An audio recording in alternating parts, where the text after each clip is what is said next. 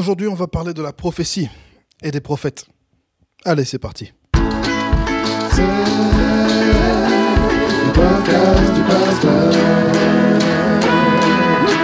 C'est le podcast du pasteur et je suis votre hôte, le pasteur Tito Mouchebele. Bienvenue à tous. C'est encore un plaisir de savoir que je vais pouvoir partager ce petit moment avec vous, avoir cette petite discussion avec vous. J'espère que vous passez une bonne semaine, que la santé va bien, que la famille va bien, que votre relation avec Dieu va bien. Et si ce n'est pas le cas, il y a encore de l'espoir. Le Seigneur est là. Bienvenue dans ce podcast qui a pour objectif d'apporter un peu de nuance et de lumière dans ce monde gris et sombre. Alors, comme d'habitude, notre podcast a 3 rubriques. La première, c'est la rubrique Spotlight, dans laquelle j'essaie d'apporter un peu de lumière sur un influenceur, un artiste chrétien. La deuxième rubrique, c'est les news du pasteur, où je parle de ce qui se passe dans ma vie. Et la troisième, c'est le dossier du pasteur, ce qui se passe dans le monde chrétien. Alors, c'est parti pour notre première rubrique, Spotlight. Le mot rubrique a du mal à passer aujourd'hui. Rubrique.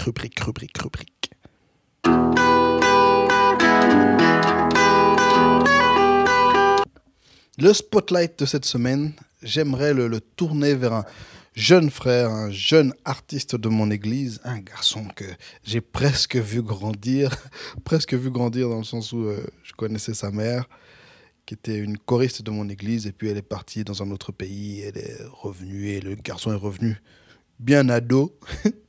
Il s'appelle Ilover, I-L-O-V-E-R, et c'est un jeune chanteur belge, un jeune artiste chrétien, qui vient de sortir son EP qui s'appelle Ma Dédicace. Alors, ce qui est très intéressant chez Ilover, c'est tout d'abord son EP est un projet à concept. Donc, chaque chanson est tournée vers un public particulier et il a un message particulier pour différents publics, pour les célibataires, pour les ados, pour les hommes de Dieu. Et chaque chanson a un message fort. Une chose que j'aime très fort aussi chez lui, c'est que il est très chrétien. Son EP est vraiment de la musique chrétienne. Il ne essaie pas de masquer ou d'essayer de plaire à qui que ce soit. C'est vraiment de la musique faite pour Dieu, par un jeune chrétien qui n'a pas honte d'être chrétien. Mais je pense que le point que je préfère par rapport à ce projet et par rapport à Ilover, c'est qu'il a travaillé avec des producteurs locaux. Chaque instru de son projet a été faite par quelqu'un qu'il connaît personnellement. Il a pris des jeunes qui sont autour de lui, qui sont dans son environnement, dans nos églises, des jeunes que je connais aussi, je pense tous. Il y a mon neveu Guy Martin, GML Musique. Il y a Emmanuel Toundou, un jeune que je connais aussi de la région de Charleroi, le fils de pasteur. Il y a qui d'autre? Il y a aussi Maïten Beat.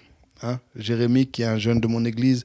Il avait travaillé aussi avec Azael Ouedraogo, qui est un producteur du Luxembourg, mais qui était aussi dans mon église, que je connais il y a quelques années.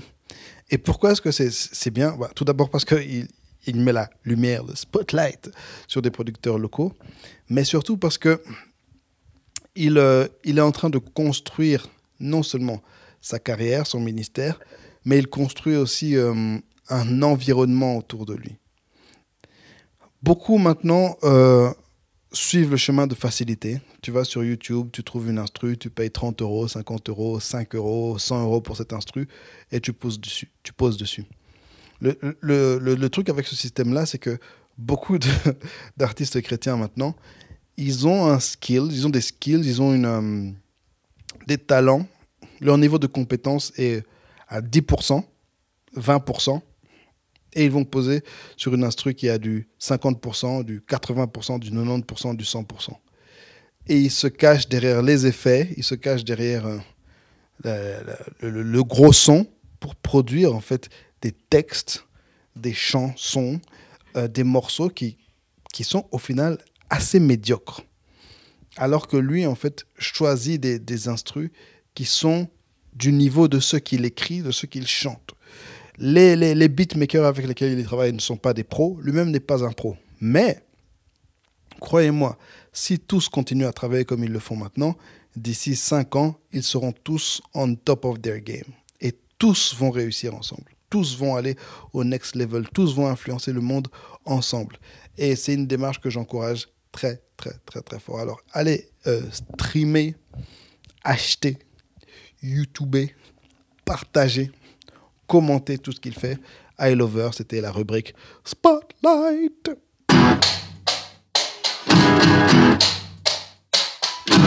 Les news du pasteur. Ouais, je suis malade. Mon épouse a attrapé un peu froid. Mes enfants ont attrapé un peu froid. J'ai attrapé un peu froid. Donc, on est un peu malade. Ça fait bizarre. C'est bizarre d'être malade. Depuis Covid, on n'était plus malade. Et là, je crois que c'est une petite grippe, les petites maladies de la crèche, etc. Ça fait bizarre d'être malade. C'est pas cool. J'aime pas être malade. J'aime bien aller bien. Je crois que tout le monde aime aller bien. Mais surtout cette année, c'est très étrange. Mais bon, on compte sur Dieu. À part ça, je vais bien. Je vais assez bien. Et ça fait du bien d'aller bien. J'espère que vous allez bien. Et puis aussi, oui, j'ai décidé de transformer mon podcast et ma chaîne en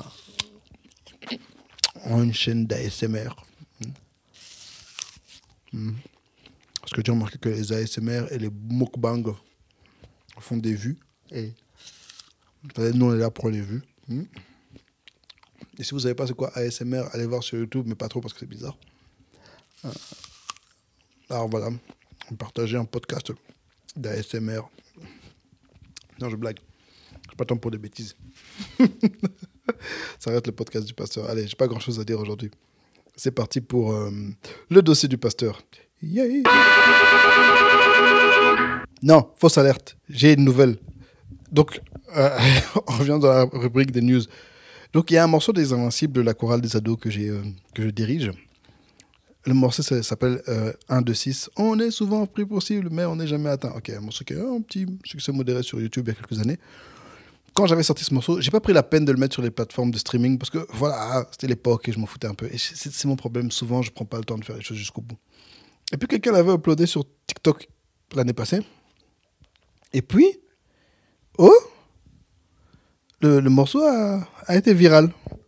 Et aujourd'hui, j'ai regardé une vidéo qui m'a fait penser à ça et j'ai réalisé que, mais en fait, c'est beaucoup d'argent, c'est beaucoup de vues.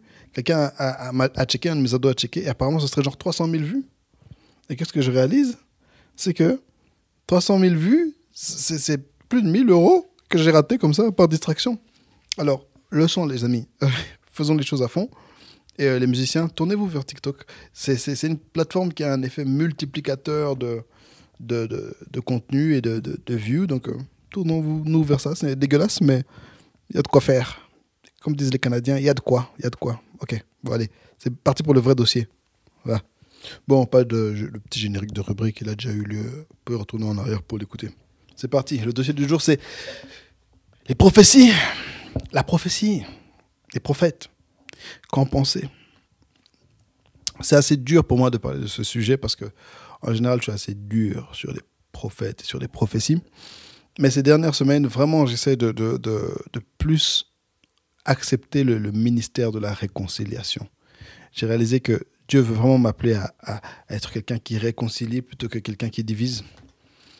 Et j'accuse beaucoup de prophètes de diviser, mais en les accusant, je risque moi-même de diviser. Alors, je vais vraiment essayer d'avoir un ton plus réconciliant. Désolé si je deviens dur et je manque de compassion. C'est un exercice auquel je dois encore m'entraîner. Jésus soutient ma bouche. Jésus soutient mon cœur. Je vais commencer par une petite histoire, une petite parabole. C'est pas une parabole, c'est une histoire qu'on trouve dans la Bible. Dans 1 Roi chapitre 13. À l'époque du roi Jéroboam, le premier roi du royaume d'Israël, à l'époque des 2 royaumes en Israël, quand le sud et le nord ont fait division, et le roi du nord était Jéroboam, qui n'était pas de la lignée de David. 1 Roi 13 nous parle d'un homme de Dieu qui a débarqué à Samarie, je pense, la capitale de Jéroboam, pour le condamner, apporter une parole de condamnation dans la vie de Jéroboam. Alors, après avoir fait cette prophétie, le jeune homme de Dieu veut prendre la route et le roi Jéroboam lui dit « Arrête-toi, mange avec moi, reste un peu ici ». Et le prophète le jeune homme de Dieu lui dit « Non, la parole de Dieu m'a été adressée ainsi, tu ne mangeras pas là où tu iras, là tu ne mangeras pas sur toute la route et tu rentreras par un autre chemin que celui que tu as emprunté ». Alors il prend la route Et là, il y a un vieux prophète qui a entendu dire par ses fils ce que le jeune homme de Dieu avait fait. Alors ce prophète va à sa rencontre. Et là, il lui dit, viens manger chez moi. Le jeune homme de Dieu répète que Dieu lui a interdit de manger chez qui que ce soit. Et le vieux lui dit, non, je suis aussi prophète. Et un ange m'est apparu, m'a dit que tu dois inviter ce jeune homme chez lui. Le jeune homme va manger chez le vieux. Ensuite, il prend son âne, il prend la route. Et là, il se fait attaquer par un lion. Et se fait dévorer et tuer. Et là, le vieux va récupérer son cadavre, l'enterre et dit à ses enfants, quand je mourrai, enterrez-moi avec ce jeune homme de Dieu. Fin de l'histoire. Question. Le jeune homme était-il un vrai prophète? Le vieil homme était-il un vrai prophète? Que penser de cette histoire? Je ne vais pas apporter la réponse à ça maintenant. Je ne sais même pas si je vais apporter la réponse, mais on va avancer. La prophétie, c'est quelque chose qui est très important dans la Bible. Depuis le livre de Genèse jusqu'à Apocalypse, la Bible est remplie de prophéties. Ce sont des paroles qui nous aident à comprendre la volonté de Dieu. Ce sont des paroles qui nous aident à prendre les bonnes décisions et à avancer dans le plan de Dieu pour notre vie, mais surtout faire avancer le plan de Dieu pour l'humanité. Jésus, j'ai pu vous en parler lors de l'épisode sur qui est Jésus. Enfin non, l'épisode précédent, l'épisode featuring Jésus. J'ai pu vous parler de Jésus dans la prophétie. Les prophéties sur Jésus tout au travers de l'Ancien Testament. Donc c'est quelque chose de très important. Alors, on va d'abord parler de la prophétie et des dons spirituels.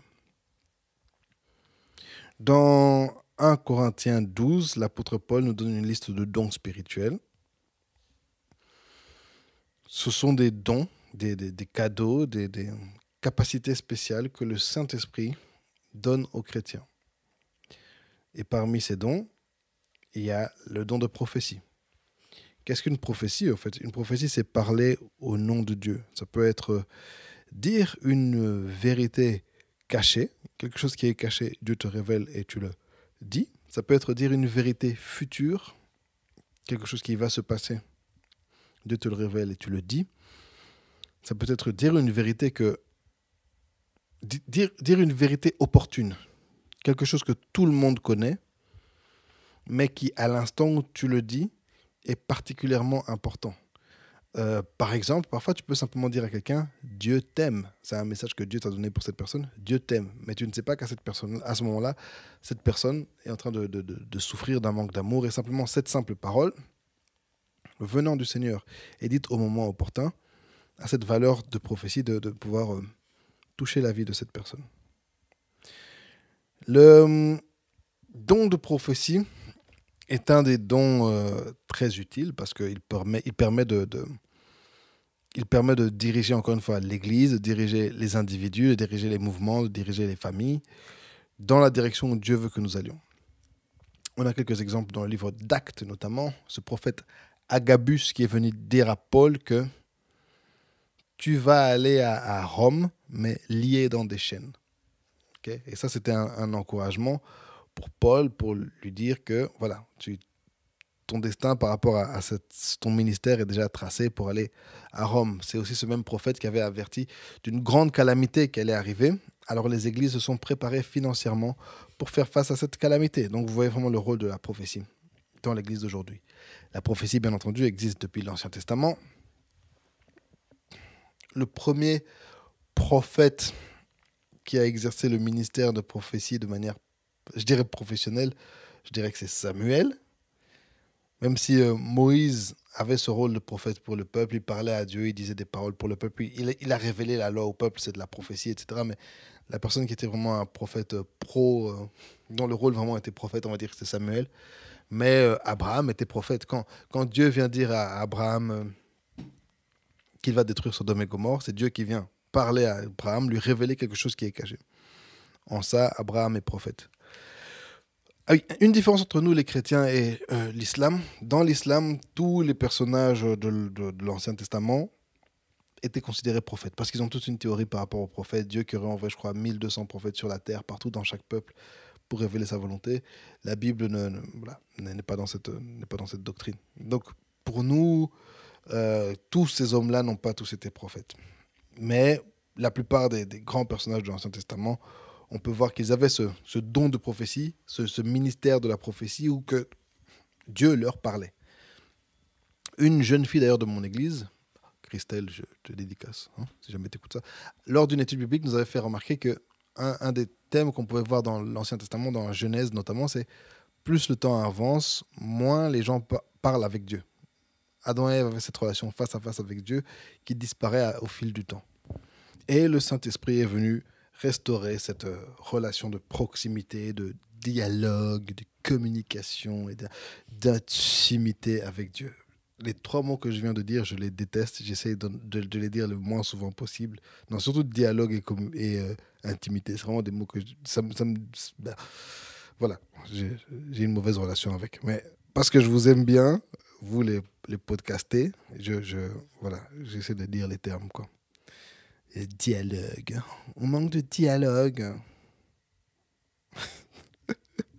De quoi est-ce que nous sommes en train de parler? Voilà, la prophétie et les dons spirituels. Donc, c'est un don que le Saint-Esprit a donné à l'Église lors de la Pentecôte.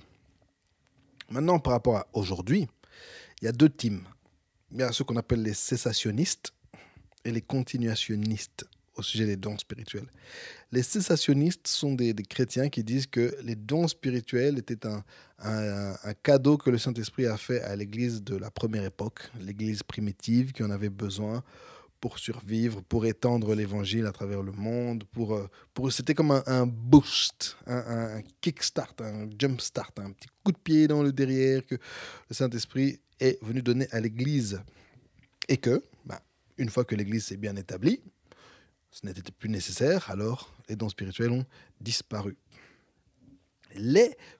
Ah oui, non, ça c'est la vue de manière radicale, hein, mais les cessationnistes vont dire que, oui, au travers de l'histoire de l'Église, on a pu voir des manifestations surnaturelles et des dons spirituels que l'Esprit donne sporadiquement à certaines personnes.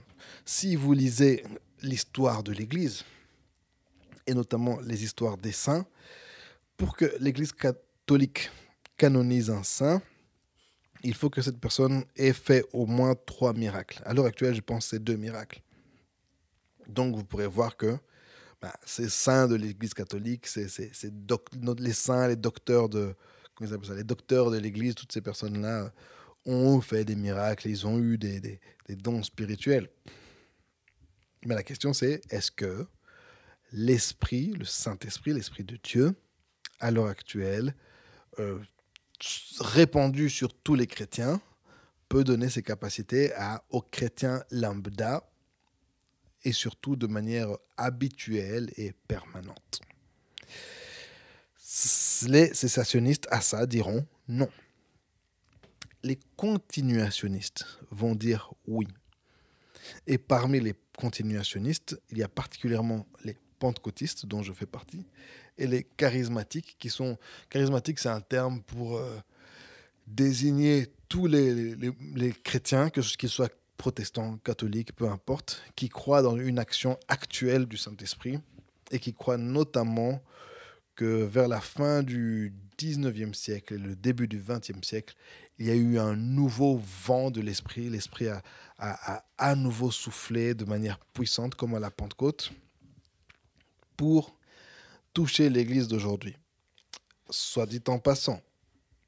Et donc moi, je crois dans cette deuxième position, mais soit dit en passant, ce n'est pas la seule période où il y a eu ce qu'on appelle un réveil. Encore une fois, si vous étudiez l'histoire de l'Église, vous verrez différents réveils. Je pense notamment au réveil des Moraviens qui a eu lieu dans la région de Saxe au XVIIIe siècle.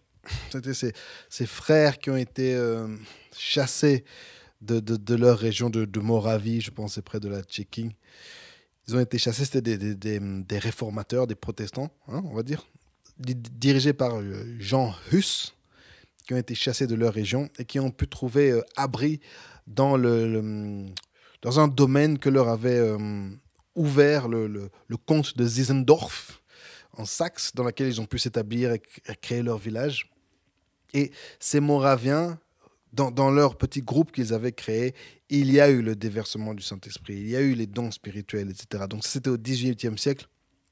Lisez un peu l'histoire de l'Église, vous verrez que tout au long des siècles, en fait, il y a eu des petits réveils, des grandes périodes de réveil, et qu'en fait, là maintenant, nous sommes en train de vivre une grande période du réveil qui a commencé il y a plus de 100 ans, et certains, dont je fais partie, pensent qu'il y a encore un réveil qui est en train d'arriver dans l'Église, un nouveau déversement de la présence, de la puissance et du souffle du Saint-Esprit. Alléluia. Amen. Bon, maintenant, si vous êtes un cessationniste, je pense que vous pouvez maintenant vous arrêter là, parce que si vous êtes cessationniste, vous pensez clairement que tout ce qui est prophétie à l'heure actuelle, 99%, c'est de... Allez, 99,9%, 99,999%, c'est de la foutaise. Ce n'est pas le Saint-Esprit. Certains même iront comme le fameux pasteur John MacArthur de Los Angeles, un des plus grands auteurs chrétiens américains pour l'instant, iront même jusqu'à parler de feu étranger, que ces dons spirituels, c'est le feu étranger, que lorsque les pentecôtistes appellent le feu du Saint-Esprit, c'est un feu étranger, et que tout ce que le feu du Saint-Esprit fera, c'est vous brûler. Donc si vous êtes un cessationniste, je pense que vous pouvez vous arrêter là, parce que d'office, vous vous dites que 99,99% des prophéties actuelles sont de la foutaise. Ce qui, en toute honnêteté, est votre droit. Okay? Bibliquement, j'avoue que le cessationnisme est dur à justifier. Bibliquement. Mais pour la défense des cessationnistes, il s'adresse à une époque qui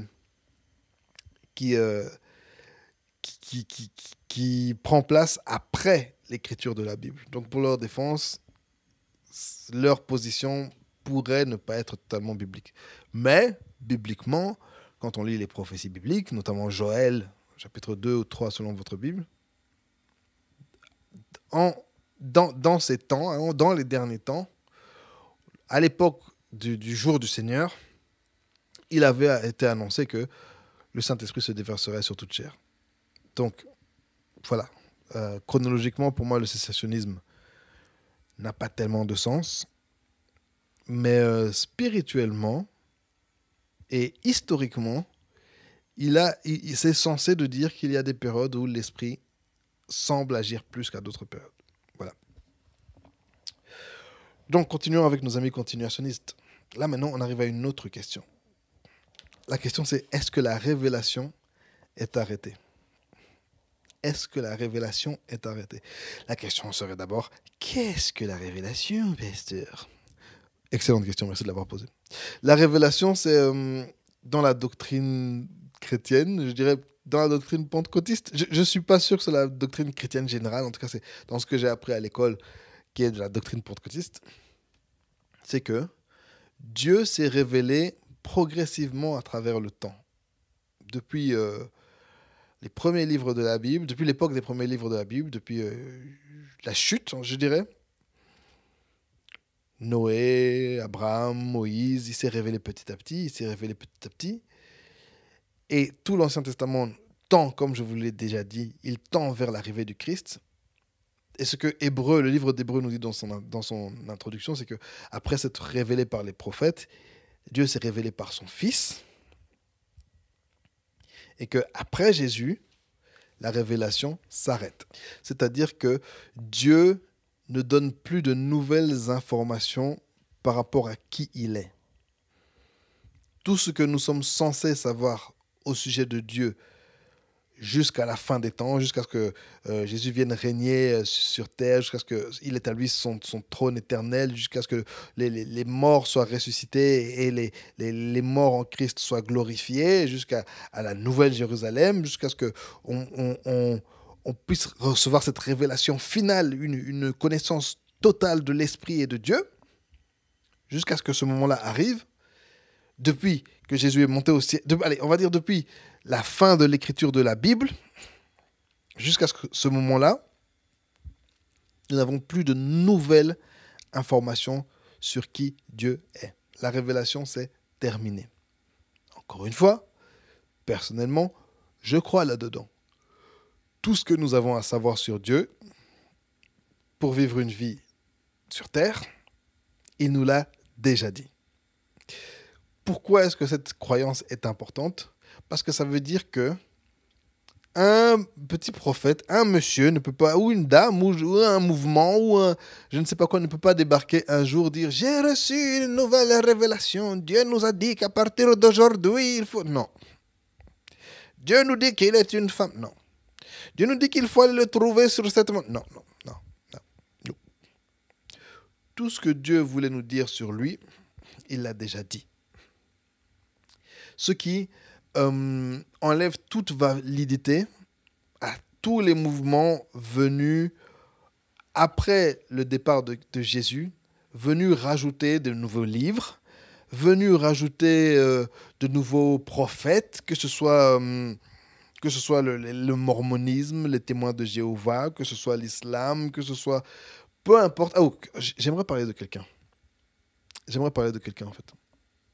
J'aimerais parler de Kakou Philippe. Je sais pas si vous connaissez Kakou Philippe. C'est un Ivoirien, là. Il dit qu'il est prophète. Okay? Il a écrit son livre, encore une fois, avec ses propres références, etc. Comme d'hab. Depuis que Jésus est parti, il y a toujours des gens qui arrivent, qui écrivent leurs livres, et qui disent c'est lui le nouveau Jésus, le nouveau je sais pas quoi. Mais la particularité de Kakou Philippe, d'abord, non. La première particularité, c'est que c'est juste un dude. C'est juste un gars, il met des chemises en pagne et des petits chapeaux. Il met des fedoras. Et puis, l'autre particularité, c'est que ces gens sont des pros du spam. Et je me souviens un jour, un commentaire que je n'oublierai jamais sur une de mes vidéos. Ça m'a choqué. Non, ça m'a pas choqué, je sais pas. Il y a d'autres commentaires qui m'ont choqué, mais ça... Donc, le commentaire disait ceci, écoutez bien. À l'époque de Noé, tous ceux qui étaient sur terre ont péri, à part ceux qui sont entrés dans l'arche de Kakou Philippe. En fait, vous voyez ça là? C'est des choses qui m'énervent. Donc, toi, individu, l'homme là t'a dit non. À l'époque, c'est moi qui avais fait l'arche. Et les gens sont entrés dans mon arche. Et un type avec un fedora vient te dire ça et toi, t'es là, ouais, Kakou. Et puis maintenant, tu viens commenter ça sur mes vidéos. J'ai reçu un nombre... Non, ça, c'était pas sur une vidéo. Ça, c'était à l'époque où je gérais la page Facebook de mon église. À un moment, ils nous avaient trouvés et ils venaient nous spam. Ils venaient nous spam avec leurs bêtises. Je vais vous choquer. Désolé, je vais vous choquer. Un jour, quelqu'un a commenté... Mahomet, Jésus, Bouddha, les disciples, tous des homosexuels. Et... Oh. Au nom de Kakou Philippe. Donc, c'est ça que les révélations que Dieu donne à Kakou Philippe. Et vous venez commenter ça en plus sans gêne chez les gens. Ouais, c'est ça. C'est pour ça que je parle de la révélation qui s'est terminée. Pour qu'il n'y ait pas des individus en fedora qui arrivent, commencent à dire que oh, je suis le nouveau prophète de je sais pas quoi. Oh, Dieu a dit que ceci, Dieu a dit que cela. D'ailleurs, récemment, je crois que j'étais sur le Twitter de Kakou Philippe et il a dit, je sais plus quoi, une révélation que Dieu lui avait donnée. Je sais plus c'était quoi, mais ça m'a fatigué. En fait, vous comprenez pourquoi c'est important tout ça? C'est pas juste de la théologie, c'est important pour notre bien-être mental. Voilà. Donc, c'est important parce que là, à l'heure actuelle, nous croyons qu'un individu ne peut pas venir, premièrement, compléter la Bible et surtout qu'un individu ne peut pas venir contredire la Bible. Ni un individu, ni un groupe, ni personne. Parce que ce que Dieu a dit avant se vaut encore maintenant et vaudra éternellement. C'est pour ça que Jésus lui-même est venu dire « Je ne suis pas venu abolir la loi. La loi juive est inspirée de Dieu. Tout ce que Dieu a dit aux prophètes d'antan, c'est vraiment lui. Et il est venu compléter, il est venu l'accomplir, il est venu nous révéler ce que cette loi disait dans sa nature. Jésus n'est pas venu dire « Oh, en fait, non, les livres ont été modifiés, Moïse ne voulait pas dire ça. » Non, non, non, non. Jésus est venu compléter. Donc, toute personne qui vient soit compléter, soit changer encore maintenant, nous n'y croyons pas. Donc, tout prophète qui arriverait là maintenant peut dire de bonnes choses, peut dire des choses sur l'avenir de l'humanité, peut dire de bonnes choses sur nos vies, des choses présentes, des choses cachées, etc. Mais ne peut pas dire des choses en plus sur Dieu. Oh, d'ailleurs, Dieu est ceci. Non. Ça, voilà, c'est ce en quoi je crois. Si vous ne croyez pas en ça, continuez le podcast parce que ça va peut-être vous intéresser. D'accord? Mais ça, c'est juste une règle. D'abord, c'est une règle de bon sens. Parce que si cette règle n'existe pas, n'importe qui peut arriver et changer la parole de Dieu, en fait. Décider qu'à partir d'aujourd'hui, c'est moi, ceci, cela. Ah, oh, d'ailleurs, c'est des choses qui vont arriver. D'ailleurs, c'est des choses qui sont arrivées. Et la Bible nous prévient là-dessus. Et on appelle ça l'antichrist. Donc, faisons attention. Et je sais que certains mouvements chrétiens, je dirais même certains mouvements pseudo-chrétiens, suivent des prophètes qui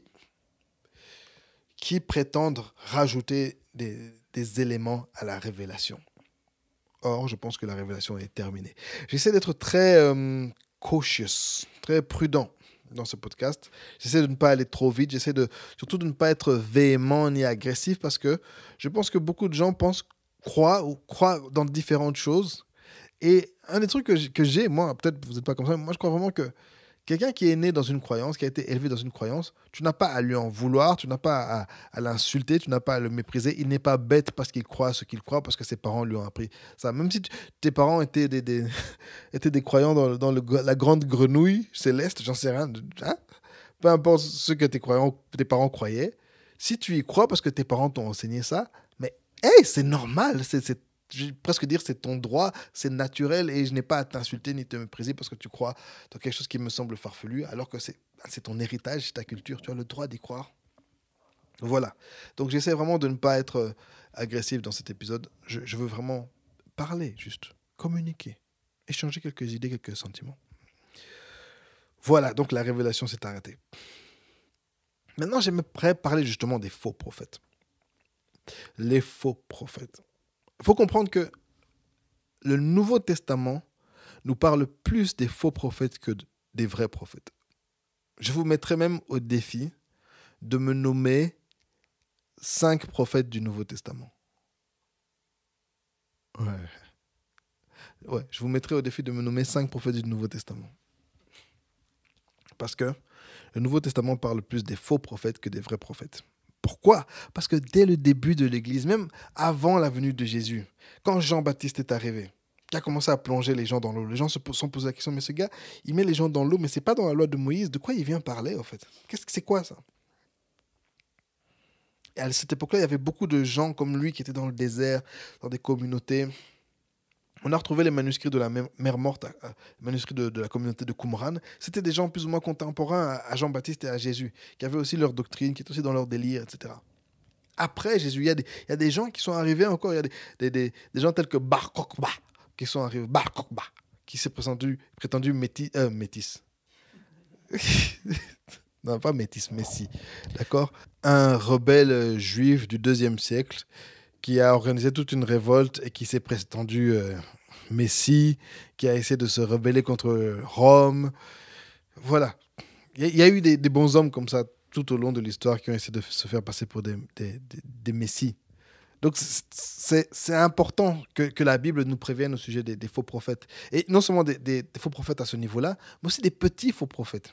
Des petits faux prophètes. Même dans le livre d'Actes, lorsqu'on veut juger Pierre et Jean, je crois que c'est justement Gamaliel, un des prêtres, qui dit oui, mais écoutez, il y a eu tels gars qui sont pointés, tels autres types se sont pointés, ils ont commencé à essayer de faire du bruit, se donner du buzz, et ils ont disparu dans la nature.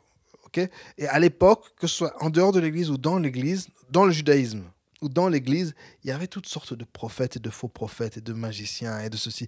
On voit ça dans le Nouveau Testament. C'est pour ça que ce livre, le Nouveau Testament, nous avertit au sujet des faux prophètes. Il nous avertit beaucoup, beaucoup, beaucoup. Jésus lui-même nous a avertis au sujet des faux prophètes. Jusqu'à Apocalypse, on nous avertit au sujet des faux prophètes. Le Nouveau Testament en parle plus que des vrais prophètes. Donc c'est important qu'on en parle.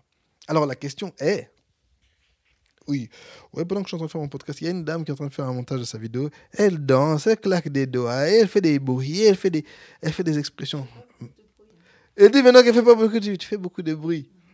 Madame, il faut faire beaucoup de bruit dans mon cœur. Ok. De quoi parlions-nous? Me distraire comme ça. Ça, c'est seulement l'amour. C'est l'amour. Mhm.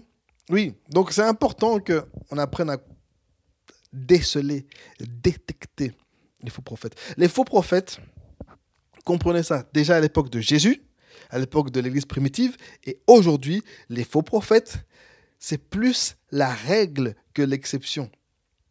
Malheureusement, dans l'histoire de l'Église, les faux prophètes sont plus la règle que l'exception. Et en ça, je rejoins un peu mes frères cessationnistes, où ben, on doit faire attention à tout ça, en fait. Allez, vous réalisez que la tentation, hein, pour un individu de dire ouais, j'ai des super pouvoirs magiques, voici ce que je vais faire, suivez-moi, donnez-moi de l'argent, c'est une trop grande tentation. C'est une trop grande tentation. Allez, tu peux avoir des fans, tu peux avoir de l'argent, tu peux hein, avoir du buzz juste parce que tu as des pouvoirs magiques. Alors, allez, si tu as un peu de mauvaise volonté, tu vas fake. Hein, et certains sont prêts à aller jusque très loin pour fake. Alors, 3 manières que nous donne la Bible pour déceler, pour détecter les faux prophètes. 3 manières. On va lire 3 longs textes et après ça, on va lire encore quelques longs textes. Ouais. Voilà. Deutéronome chapitre 13, versets 1 à 5. Là, c'est Moïse qui parle. Hein. Deutéronome chapitre 13, versets 1 à 5. Première manière de détecter les faux prophètes.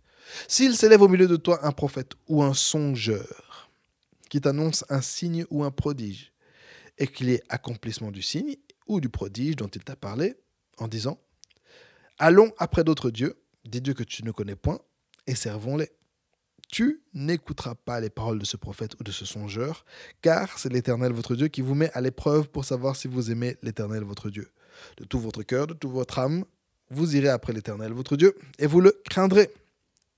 Vous observerez ses commandements, vous obéirez à sa voix, et vous le servirez, et vous vous attacherez à lui. Ce prophète ou ce songeur sera puni à mort, car il a parlé de révolte contre l'Éternel votre Dieu, qui vous a fait sortir du pays d'Égypte et vous a délivré de la maison de servitude. Et il a voulu te détourner de la voie dans laquelle l'Éternel ton Dieu t'a ordonné de marcher. Tu ôteras ainsi le mal du milieu de toi. Ok, premier cas de figure. Un prophète ou un songeur, quelqu'un qui vient avec des rêves. J'aime beaucoup parce que souvent la Bible ne va pas parler de songeur, mais là la Bible va dire les gens qui rêvent beaucoup. Et ça, c'est un gros avertissement. Souvent, ça va parler de prophètes. Là, ça dit non, les gens qui rêvent beaucoup. Méfiez-vous des gens qui rêvent beaucoup. Ok. Méfiez-vous des gens qui rêvent beaucoup. Quelqu'un qui vient t'annoncer une prophétie ou un rêve et que la prophétie se réalise. Dans ce premier cas de figure, comprenez que la prophétie s'est réalisée. Mais que cette personne te dit allons auprès d'autres dieux. Que cette personne te détourne, nous détourne de Dieu. Cette personne-là est un faux prophète. Église de Dieu. Quelqu'un qui a vraiment entre guillemets, les pouvoirs d'un prophète, les capacités d'un prophète, ce don de prophétie, entre guillemets, peu importe d'où il vient, mais qui ne nous emmène pas vers Dieu, c'est un faux prophète. Et selon la loi de Moïse, on doit le tuer afin d'enlever le mal du milieu de nous. De telles personnes doivent être retirées de l'Église. Et en ça, les églises, on a été beaucoup trop gentils. On a voulu être plus gentils que Dieu. Alors que la loi de Moïse nous indique clairement que ces personnes-là doivent être retirées du milieu de l'Église. Deuxième cas de figure. Deutéronome 18, 22. C'est toujours Papa Moïse qui parle. Deutéronome chapitre 18, versets 18 à 22. Lisons la parole. Je leur susciterai du milieu de leurs frères un prophète comme toi. Je mettrai mes paroles dans sa bouche et il leur dira tout ce que je lui commanderai. Et si quelqu'un n'écoute pas mes paroles, qu'il dira en mon nom, c'est moi qui lui en demanderai compte.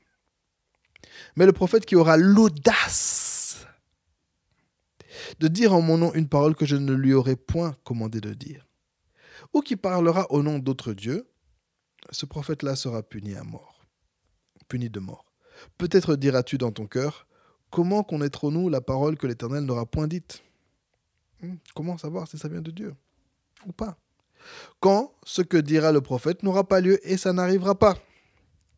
Ce sera une parole que l'Éternel n'aura point dite. C'est par audace que le prophète l'aura dite. N'aie pas peur de lui. Deuxième cas de figure. Quelqu'un qui ne parle pas au nom de Dieu.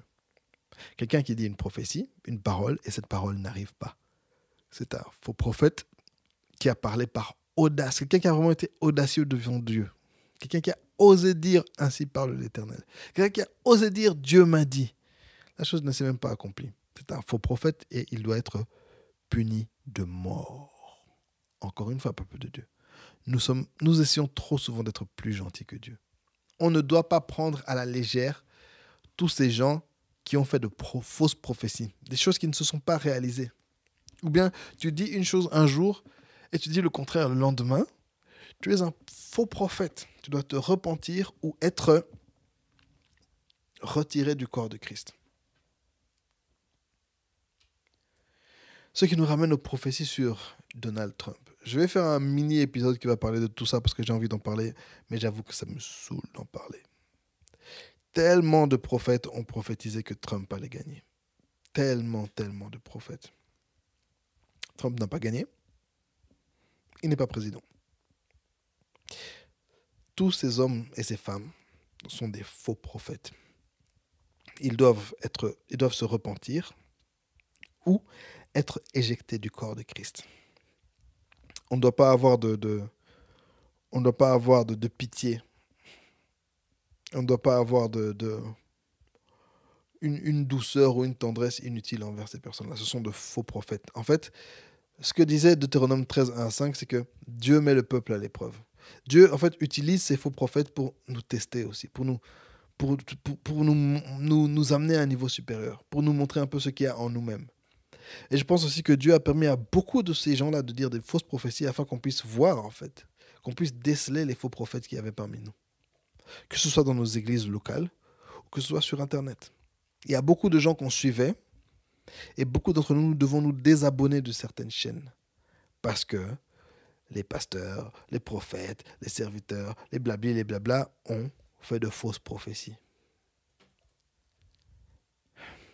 Les faux prophètes. Trump n'a pas gagné, il a perdu. Mais ils ont tenu bon. Hein. Faux prophètes. On doit se repentir et on doit se désabonner. Dernière manière de déceler les prophètes. Particulièrement pertinente. Enfin, les trois leçons. Matthieu 7, 15 à 20. Matthieu chapitre 7, verset 15 à 20, c'est Jésus qui nous parle. Gardez-vous des faux prophètes. Ils viennent à vous en vêtements de brebis, mais au-dedans, ce sont des loups ravisseurs. Verset 16, retenez bien ce verset. Vous les reconnaîtrez à leurs fruits. Vous les reconnaîtrez à leurs fruits. Cueille-t-on des raisins sur des épines ou des figues sur des chardons? Tout bon arbre porte de bons fruits, mais le mauvais arbre porte de mauvais fruits. Un bon arbre ne peut porter de mauvais fruits, ni un mauvais arbre porter de bons fruits. Tout arbre qui ne porte pas de bons fruits est coupé et jeté au feu. C'est donc à leurs fruits que vous les reconnaîtrez. Tu peux avoir tous les super pouvoirs de Son Goku, de Naruto, Superman, Batman, Professeur X, tu mets ta main sur ton front et toutes les paroles du ciel et le feu de Magnéto, de je ne sais quoi, soi-disant de Jésus. Si tes fruits sont mauvais, tu es un faux prophète. Si tu n'es pas bon, si tu n'es pas patient, si tu n'es pas doux, si tu n'es pas généreux, si tu n'as pas une bonne bouche, tu es un faux prophète. Et là, beaucoup d'entre nous, on doit faire attention. Observons les gens que nous suivons. Est-ce que ce sont des gens bien? Est-ce que ce sont des gens qui ont un bon témoignage? Est-ce que les autres serviteurs de Dieu valident ces personnes? Est-ce que les propres enfants de cette personne la valident? Est-ce que les personnes qui ont suivi cette personne pendant des années la valident? Est-ce que cette personne porte de bons fruits? si ce n'est pas le cas, c'est un faux prophète. L'apôtre Paul a quelque chose aussi à nous dire là-dessus. Lorsqu'il parlait à son disciple Timothée, il l'a longuement averti à ce sujet. Il y a pas mal de textes dans le Nouveau Testament, mais on va limiter parce que sinon ce podcast va durer toute la vie. Et j'ai des enfants à aller chercher à l'école et puis je suis fatigué. D'ailleurs, j'ai commencé à enregistrer ce podcast la semaine passée et j'ai terminé 5 jours plus tard parce que j'étais malade pendant des jours et je ne pouvais plus parler autant et réfléchir aussi bien que maintenant. Donc, ça fait longtemps que j'enregistre cet épisode de J'en ai marre. Voilà, je vais mieux, by the way.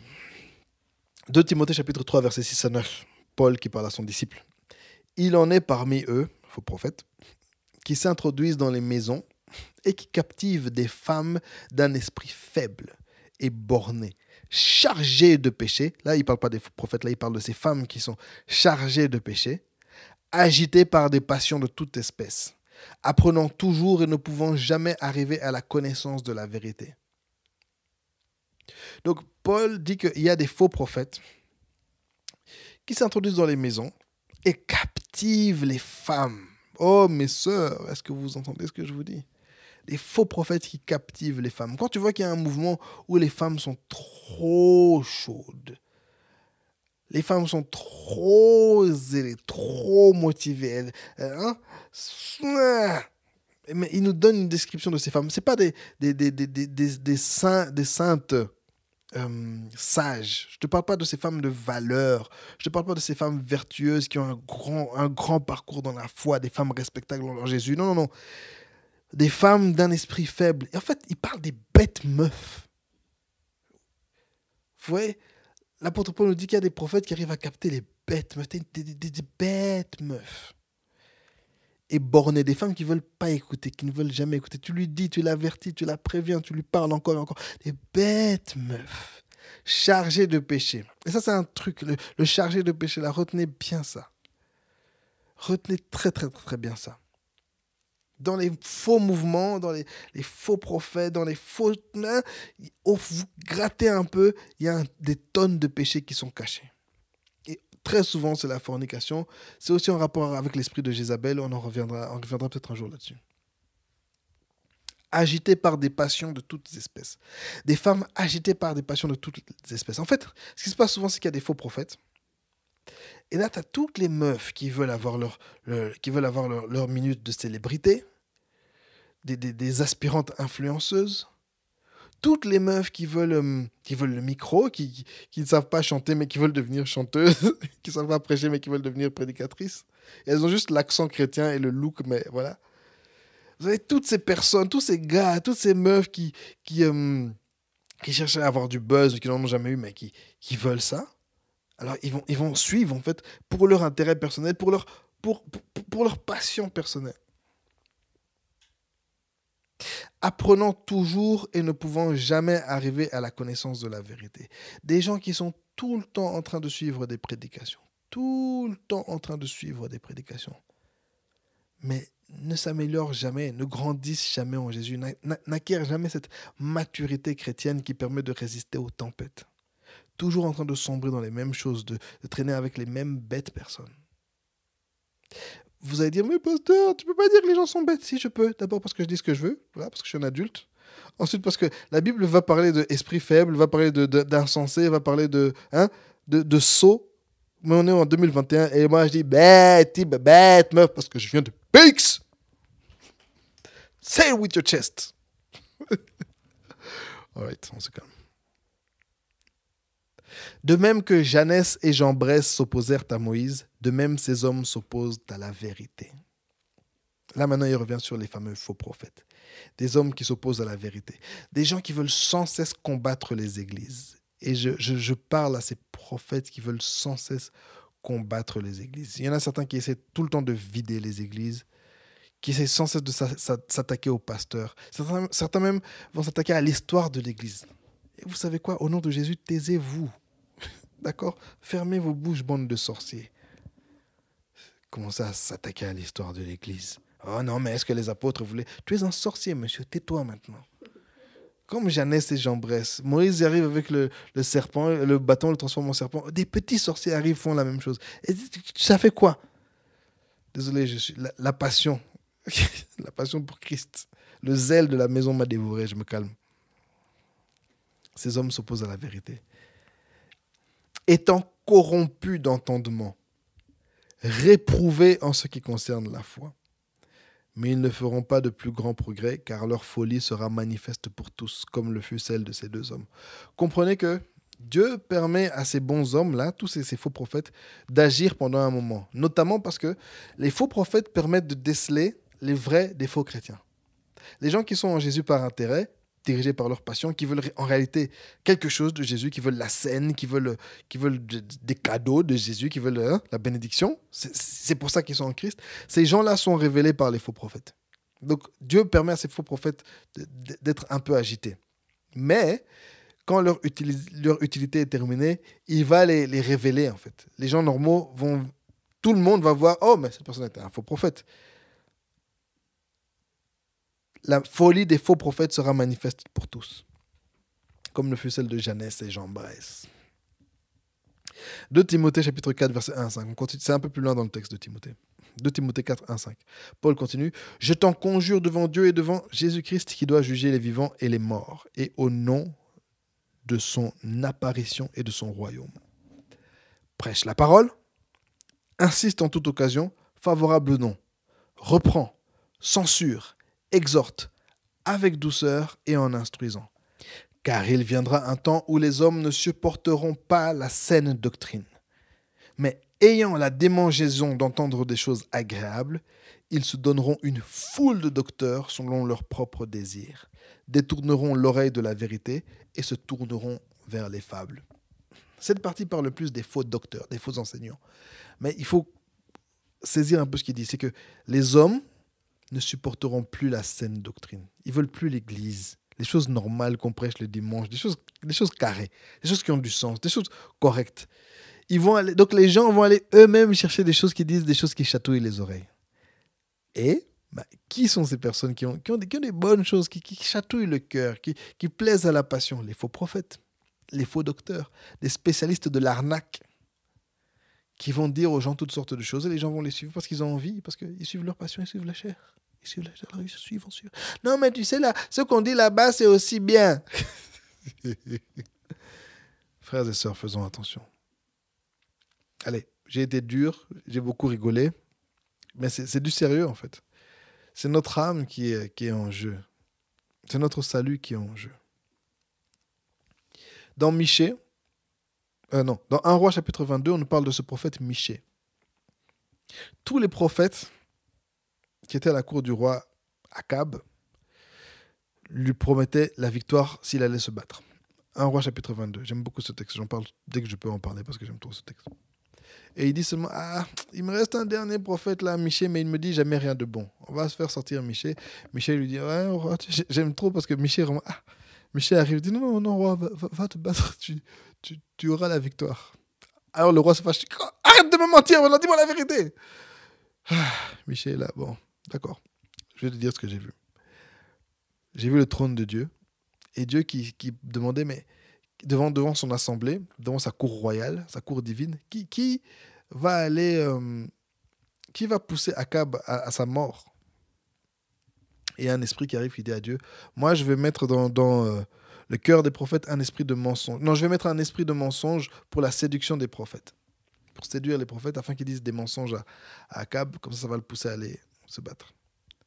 Donc ce texte nous apprend que Dieu peut laisser un esprit de mensonge, un esprit de séduction dans la bouche des prophètes pour leur raconter du n'importe quoi afin de soit accomplir ses objectifs, soit, comme je dit précédemment, séparer les brebis des boucs.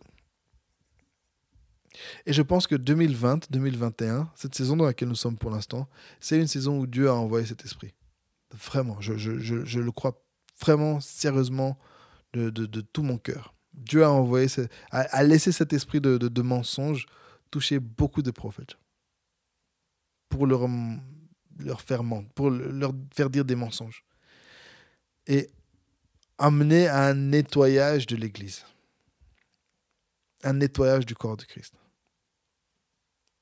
Comme à l'époque de Élie et des prophètes de Baal, que ceux qui veulent vraiment adorer Yahweh se mettent à droite, que ceux qui veulent continuer à adorer les Baal et les Astartés se mettent à gauche. Vraiment, c'est ce que je pense.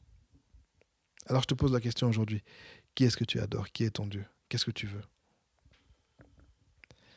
Un dernier texte avant de finir. 1 Thessaloniciens chapitre 5, versets 16 et les suivants. 1 Thessaloniciens 5 et les suivants. 5, 16 et les suivants.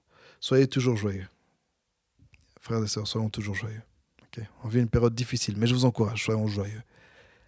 Le Saint-Esprit nous donne encore la joie aujourd'hui. Priez sans cesse. Frères et sœurs, prions, prions, prions, prions.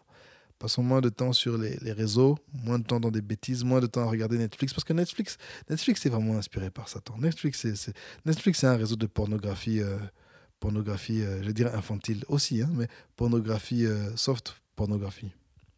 Prions. Comme dirait un certain pasteur, priez. Rendez grâce en toutes choses, car c'est à votre égard la volonté de Dieu en Jésus-Christ. Soyons reconnaissants, parce que Dieu, malgré tout, continue à faire de bonnes choses. N'éteignez pas l'esprit, verset 19. N'éteignez pas l'esprit. N'éteignons pas l'esprit. L'esprit parle encore, l'esprit agit encore. Ne méprisez pas les prophéties. Frères et sœurs, j'ai été dur, hein, mais ne méprisons pas les prophéties. Dieu parle encore, il veut encore parler à son Église, il veut encore parler à ses enfants. Mais examinez toutes choses. Et c'est ça, examinons toutes choses. Examine la personne qui a parlé. Est-ce que c'est quelqu'un qui a vraiment les fruits? Examine le caractère de cette personne, examine la foi de cette personne, examine la marche de cette personne, examine l'environnement de cette personne, examine le milieu de cette personne, examine les fréquentations de cette personne. Et examine le message de cette personne. Retenez ce qui est bon et abstenez-vous de toute espèce de mal. Que le Dieu de paix vous sanctifie lui-même tout entier et que tout votre être, l'esprit, l'âme et le corps soient conservés irrépréhensibles lors de l'avènement de notre Seigneur Jésus-Christ. Amen. Attendez, c'est pas fini. L'histoire que je vous ai racontée au début. Le jeune serviteur de Dieu qui est allé prophétiser et puis qui est revenu et ce vieux prophète lui a dit « Moi aussi je suis prophète, tu peux venir manger. Dieu m'a dit que tu devais venir manger chez moi. » Et le jeune qui dit « Mais non, Dieu m'a dit de ne pas manger. Si, viens manger. » Il est allé manger puis il est mort. Est-ce que le premier était prophète? Oui. Est-ce que le deuxième était prophète? Sans doute. Mais on doit faire attention. Tout examiner. Examiner les gens afin de ne pas être séduit et emmené dans le mensonge. Merci Seigneur parce que tu nous inspires encore. Merci Seigneur parce que tu parles encore. Merci Seigneur parce que tu nous consoles encore par ta parole. Nous voulons être attentifs à ce que tu dis Seigneur. Être sensibles à toi. S'il te plaît, détourne nos cœurs des choses qui ne sont pas de toi. Seigneur, que ton esprit en nous aide à lutter contre les passions de la chair et nous aide à être soumis à toi. Je te prie pour chaque personne qui va écouter ce podcast, Seigneur. Parle-leur en ce jour. Et pour ceux qui ont dit des fausses prophéties, écoutez de faux prophètes. Oh Seigneur, envoie un esprit de repentance et de supplication afin que nous puissions vraiment nous tourner vers toi, le Dieu de l'Église, le Dieu de Jésus. Et surtout, être la lumière de ce monde, pas les ténèbres. Seigneur, nous ne voulons pas amener ce monde dans un obscurantisme spirituel, mais dans une luminosité, dans une ère d'éclat de ta lumière et de ton esprit, par ta parole. J'ai ainsi prié au nom de Jésus. Amen. C'était le podcast du pasteur. Merci à tous d'avoir suivi. Vous êtes tellement gentils, tellement mignons. N'oubliez pas de partager, de vous abonner sur les différentes plateformes, sur Spotify, Apple Podcast. Peu importe là où vous écoutez vos podcasts, je suis là. Sur YouTube aussi. Abonnez-vous, je suis là. Et commentez. Dites-moi ce que vous avez pensé de cet épisode. Ah oui, et si vous voulez m'insulter, insultez-moi. D'accord ? Ça fait des likes, ça fait des vues. La controverse, c'est bon pour... c'est bon pour le buzz. Mais allez, je pense pas que j'ai eu un ton insultant dans cet épisode. J'essaie vraiment de faire attention à mon ton. J'essaie d'être drôle et être honnête, mais j'essaie vraiment de plus en plus de respecter tout le monde et d'apporter plus de réconciliation que de division. Ok ? Mais si vous voulez m'insulter, insultez-moi. Par contre, soyez gentils les uns envers les autres dans les commentaires. Bon, c'est pas comme si j'ai 1 milliard de commentaires, mais on sait jamais. Voilà. Je vous aime bien. Vous êtes bien. Vous êtes des gens bien. Et voilà. N'oubliez pas aussi, si vous voulez me soutenir, un petit don sur PayPal. Un petit quelque chose pour l'essence. Et voilà. Passez une bonne journée, les amis. On se voit bientôt. C'est le podcast du pasteur. Et je suis votre hôte, le pasteur Tito Muchebele. Bye bye. C'est le podcast du pasteur.